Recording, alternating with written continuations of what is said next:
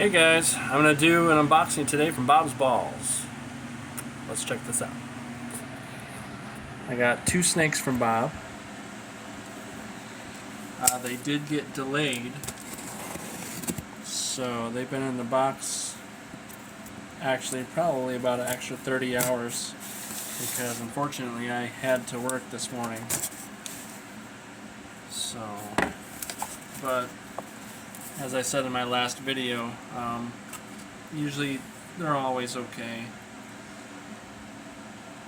Shouldn't be anything to worry about. Everything's backwards because I have my camera on the mirrored, so you're reading everything backwards here. Cool sticker. This is probably the coolest thing. Pokeballs.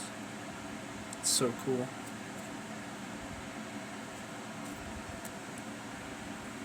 You gotta collect them all, right?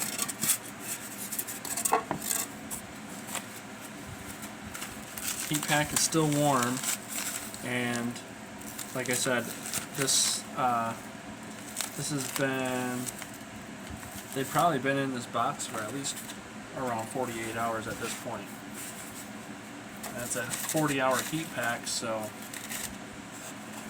like I said, usually as long as everything is done right, you usually never have anything to worry about if your snake shows up a day late.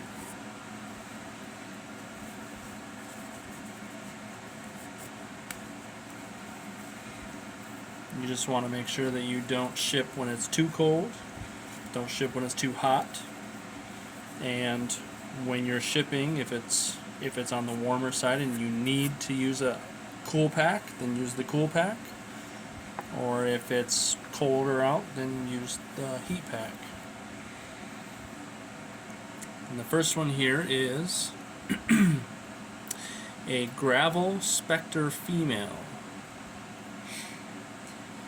So I grabbed this girl honestly just because you can't go wrong with gravel and specter. I have a lot of highway yellow belly specter complex,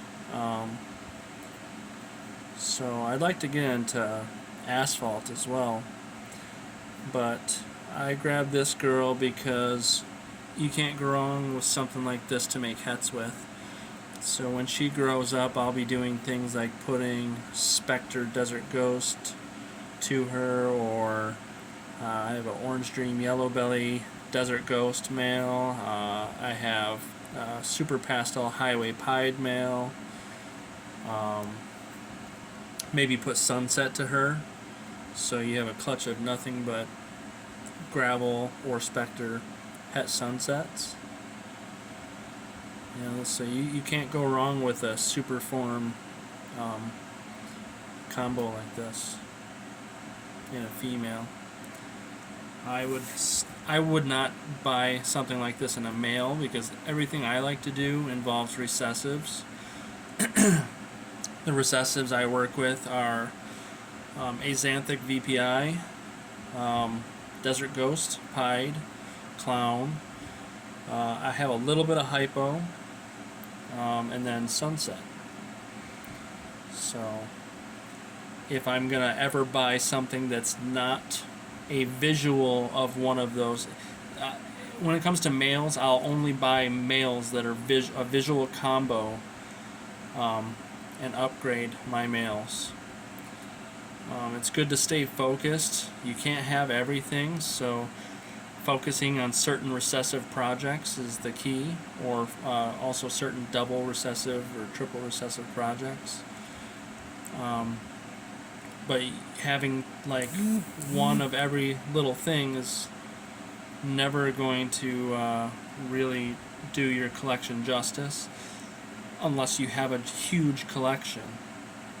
If you're working with a small collection, 100 animals or less, even sometimes more than 100 animals, you know, you're really doing your collection no justice if you're not focused in on only a certain handful of recessives.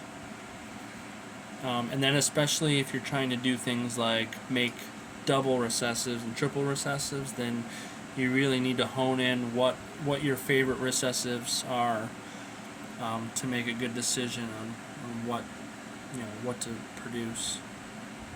This girl's beautiful. Some people can't tell gravel specter apart from super stripe, but realistically, every gravel specter I've seen has a much darker, richer orange. Almost even sometimes a reddish looking orange. So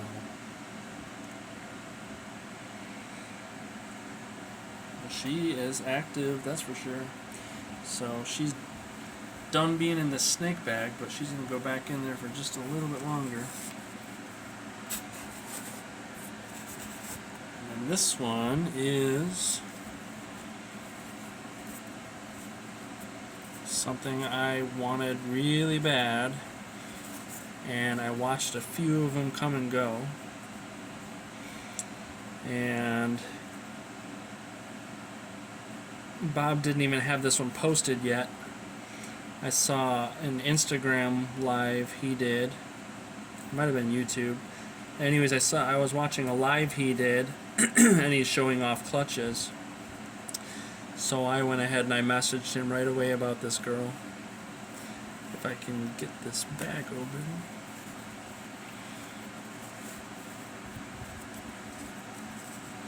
I had just watched another one. I had it in my saved list, and I watched it come and go. So when I saw his live and I knew he was going to have this for sale, I went ahead and I messaged him, and I didn't wait.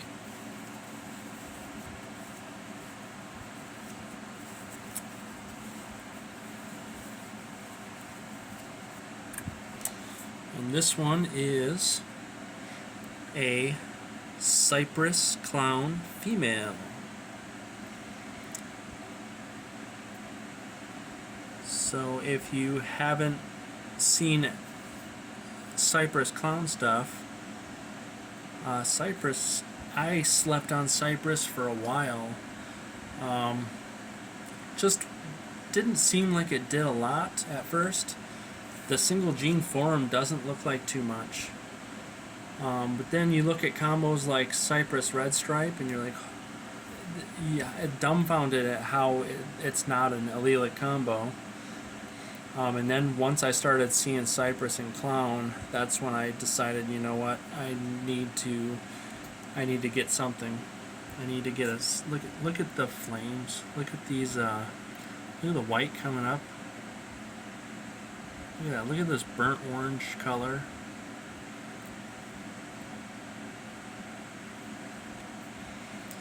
And then the Cypress Clown combos, just in single gene form, it's an amazing combo. But then when you look at it in other combinations with things like Fire and Yellow Belly, Red Stripe, like Cypress, Red Stripe, Yellow Belly Clown. So I have a Red Stripe, Yellow Belly Clown male, and I have a Mahogany Batman male. One of those two lucky guys is going to get this girl, and she's up to size. And the other one will back up. So, and that's another thing. Having a backup male planned out for your projects is always a good thing to do. And that's case in point when it comes to focusing on certain recessives. If you have one recessive male of each of your projects, that male doesn't want to do what you need him to do, then you're kind of shit out of luck for the project for a year, 2 years, who knows. So, when it comes to my projects, I like to have 2 males at least of each recessive. Some of the projects I have 3. I have 3 visual Desert Ghost males. I have 3 visual pied males. Actually, I have 4 now. And then I have a het pied male. Sunset, I still only have the 1 male, and I really need to do something about that. So that's probably the next thing on my list, is to do something about a backup male. So clown, I have 3 males right now. So that's what I'm saying. If you're gonna try to have 10 different recessive projects, but then you have 1 male for each project, then you're really not doing your collection justice. So you really need to have those backup males, you know. And then when it comes to making hets, you know, just get a, you know, allelic combo females like the gravel specter are great to have. The yellow belly complex is an amazing complex altogether. Having it have like 5, maybe 6 different genes in the whole complex. It's very versatile.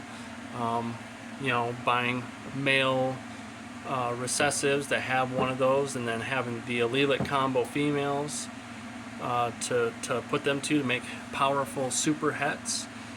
It's a pretty cool thing to do. So that's something I always like to aim for. Trying to, like right now I have a Specter Desert Ghost het cryptic male breeding to a super stripe female, and then I have a highway female that will be breeding my killer highway pied, or I might put the sunset to her. You know, things like that. So I mean, I do things like make, if I'm going to make a Bell complex, if I'm going to make a Blue-Eyed Lucy, it's always going to be het for something. So I have a lesser butter. Let me show her off actually. So this is a lesser butter het Desert Ghost female. She's probably about 1,100 grams right now. And she's a holdback of mine from 2020.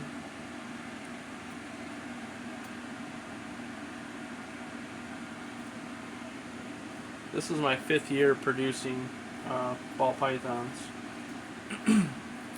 I've been keeping ball pythons, snakes, different things for like 20 years.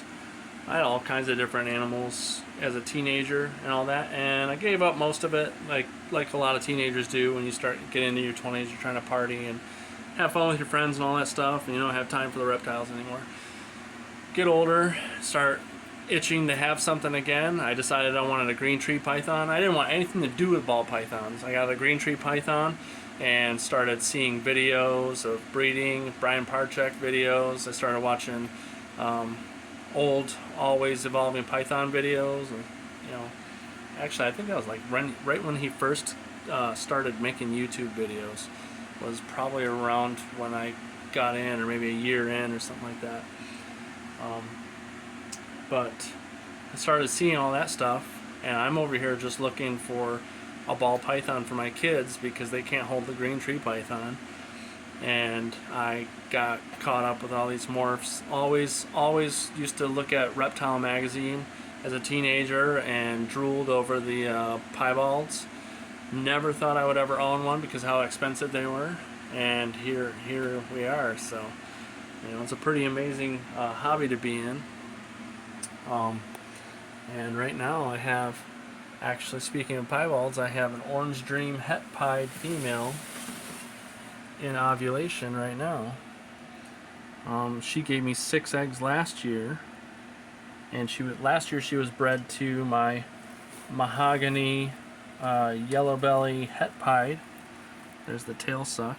If you don't know what you're looking for with an ovulation, you're looking for that tail suck, and you're looking for a big swell. She doesn't have a huge swell, but when I opened up the tub and I saw her, the way she had her tail cocked, when you see something like that, if you're not sure if it's an ovulation, some girls when they ovulate, they blow up so huge it's without a doubt. And then some of them, you know, it looks a little more like this, where you're like, is that an ovulation? I don't know. And then you look at the tail suck and you're like, okay, that's an ovulation. So she was bred by, she actually was locked twice by my Orange Dream pied male, but I was trying to breed my killer highway pied male to her, and he ended up getting the last 2 locks. So hopefully this boy takes her. I got this guy from Justin Kabilka. So Super Pastel Highway Pied. So a clutch of pastel gravel or yellow belly, orange dream. You know, pied is going to be sweet.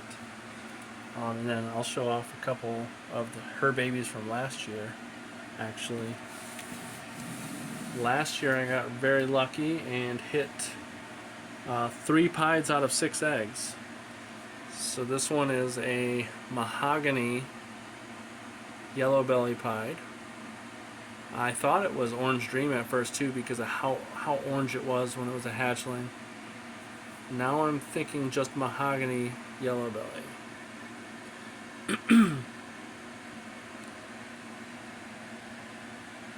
She's about 400 grams now. She won't ever be leaving here. And then I have an orange dream yellow belly pied female.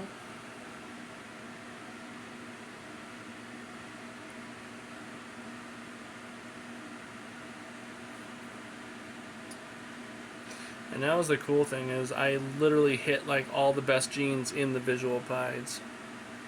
They all came out with a really nice pattern to white ratio. She's probably about 400-ish grams too.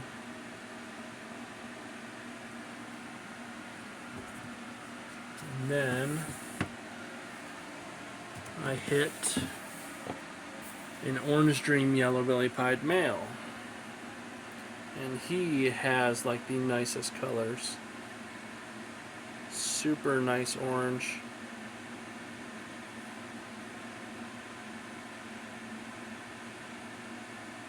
The blacks are dark.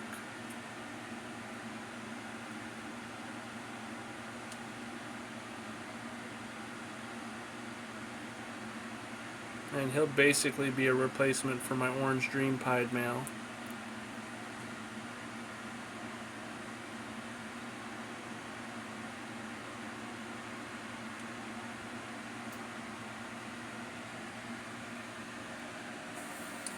They say you need to be your own best customer. Well, last year I was. I probably will be this year too. But anyways, yeah. So keep going, keep breeding. You know, as Ozzy would say, shut up and breed. You know, it's a fun hobby to be in, and I wouldn't want to be anywhere else. Peace.